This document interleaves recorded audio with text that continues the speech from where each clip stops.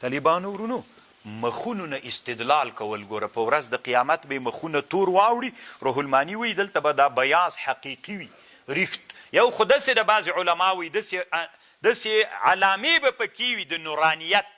دی وایي نه ریښتونه سپینوالی به پکې په مخ کې د مسلمانانو او د نورو مخونو کې به توروالی موجود وي الله دې موږ او تاسو تېر وساتي د توروالي د مخونو نه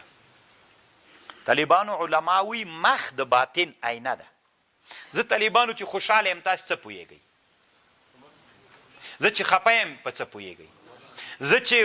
غوسه یم په څه پوهیږئ او زه چې د انتقام اراده لرم په څه پوهیږئ خبر پوهیږ زه چې مریض یم په څه پوهیږئ مخ طالبانو د باطن آینه ده ګورې دې ته م فکر وي لالاګانو امام فخر الدین الرازي رحمه الله یو دې ته علم د فراست وي امام رازي رحمه الله امام شافعي صاحب طالبانو علم د فراست پسې تللی و ښه هسې یو کیسه به درته وکړم امام شافعي صاحب یمن ته تللی و علم د فراست یې زده کو اخوانه چې بیرته راغی په لاره روان دی یو سړي میلمه یو سړی په لاره کې کور ده نو ده ته ویلې چې ما سره میلمه سه مسافره چیرې روانې وي ځم مکې مکرمې ته وي ما سره میلمه سه دا سړی طالبانو د علم هغه له لحاظه ډېر بد سړی و د قیافې له لحاظه شنې سترګې وې دا غومبورې داسې راوتلي ول او دا سترګې ورننوتلې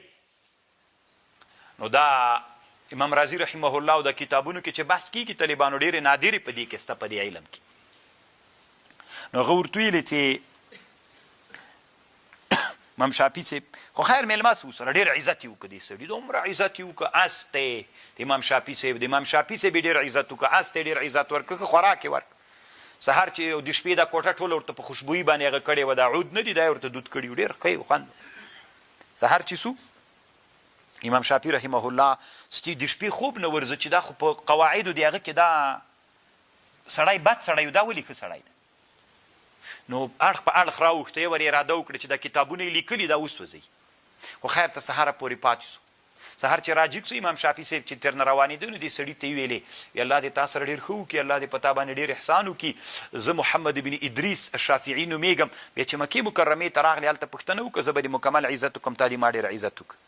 هغه سړي ورته ویلي وي سیده زه خو یوه خبر خو مې واوره زه خو به د تا د پلار مزدور نه یم نو امام شافعي صاحب ورته ویلی وی نه زما پلار وی چې بېګا مې دا درته کړي دا مې درته کړي اس ته مې دا ټولې روپۍ حساب کړلې طالبانو ترې واخیستلې امام شافعي صاحب بیرته خوشحاله سو چې بلکل که نه دومره میلمه نه څوک شی اخلي دومره کنجوس سړی و طالبانو هغه نو دا طالبانو امام شافعي رحمه الله تعالی په دې علم کې ډېر لوی علم ورکړی و ښه ډېر لوی مهارت په دې علم په دې علم د فراست کې امام شافعي رحمه الله ډېر معلومات درلوده طالبانو د امام شافعي صاحب په مناقبو کې ابن حجر یو کتاب جوړ کړی ده التوالی التأسیس بمعالي ابن ادریس ما سره شته طالبانو په دې کتاب کې د خبر لیکلې ده نور هم څو خبرې شته طالبانو نه درته کوم بس ده خو طالبانو ورونو یو بادشاه و د ده عادت دا و چې چا به ملاقات غوښتنه وکړله نو یو وارې به ورته ویلې باچا د باچا په علم د قیافې کې ډېر معلومات درلوده دا یو هغه علم ده چې افغانستان کې مړ د طالبانو مړ مکمل مړ د طالبانو سایم وتلی نو دا علم چې و علم د قیافې د امام رازي صاحب په دې کتاب د طالبانو ښه ما سره سته خپله کتابخانه کې امام فخر الدین الرازي بیا عکسونه ویستلي دي خو دا علم بیا یو کار لري طالبانو ورونو ته به طالبان خپل منځ کې یو ډېر زورویه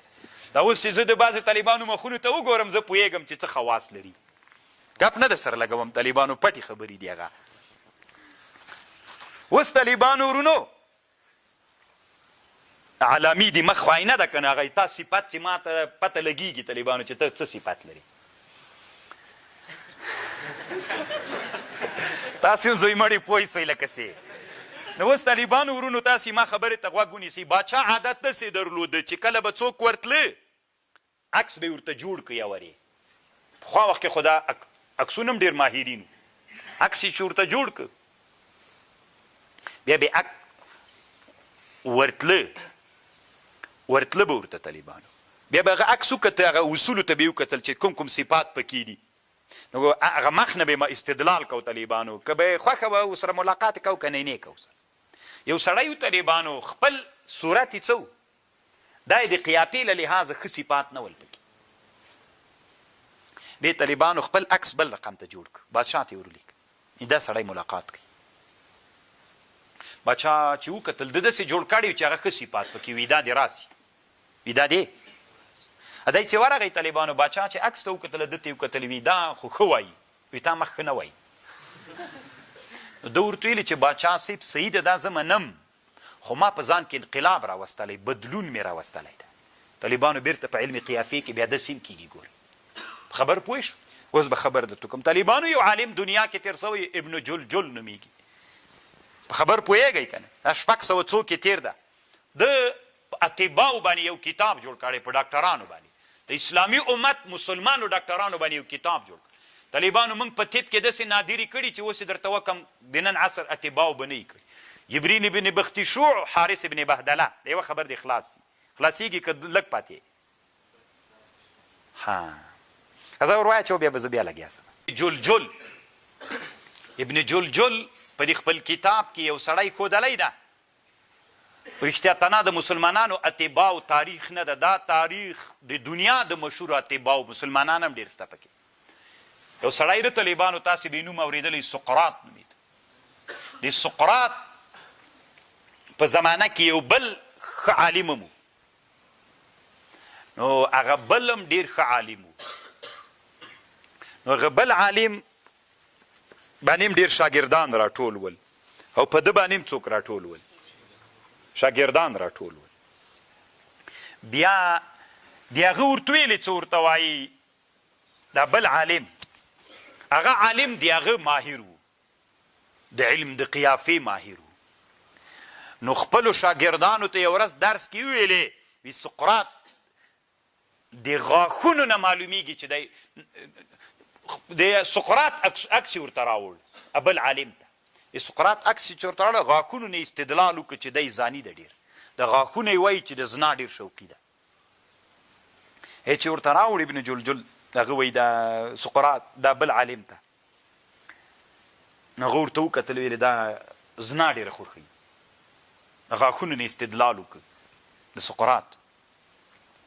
ستې دا خبره د دې شاګردانو نه ووتله، د سقراط شاګردانو ته راغله. شاګردانو د سقراط ورته ویلې وي دا رښتیا ده، تاسې ولې خفه کېږئ؟ دما طبیعت دا د الله داسې پیدا کړی یم، زنا ډېر خوند راکوي، خو کړې مې نه ده، ځان کې مې انقلاب راوستلی. ګورئ طالبانو دا علم د قیافې دومره مخته تللی د سقراط په زمانه کې چې له غاښونو جوړښتونو نه دا استدلال کوي چې دې سړي کې څوک ده، دا صفت ته پکې، دا صفت ته پکې، دا صفت ته پکې. وایي دا ورته ویلې چې په ده کې دا صفت، د ورته ویلي شاګردانو ته وي دا رښتیا ویلي د تاسې ولې خواب شاګردان یې ډېر په دوه لګېدل وي هغه موږ مړ کوي موږ استاد یې ولې داسې ښودلی. ورته ویلي دا رښتیا خبر ده، تاسې ولې خفه کېږي، خو ما په ځان کې انقلاب راوستی، بدلون مې راوستی. نو طالبانو یو هغه ورځ باندې چې مخونه سپین، نو سپینوالی توروالی دا طالبانو د باطن دی چې خراب وي تور مخ به دي، باطن دی چې جوړ وي سپین مخ وي. مخ طالبانو د باطن څوک ده؟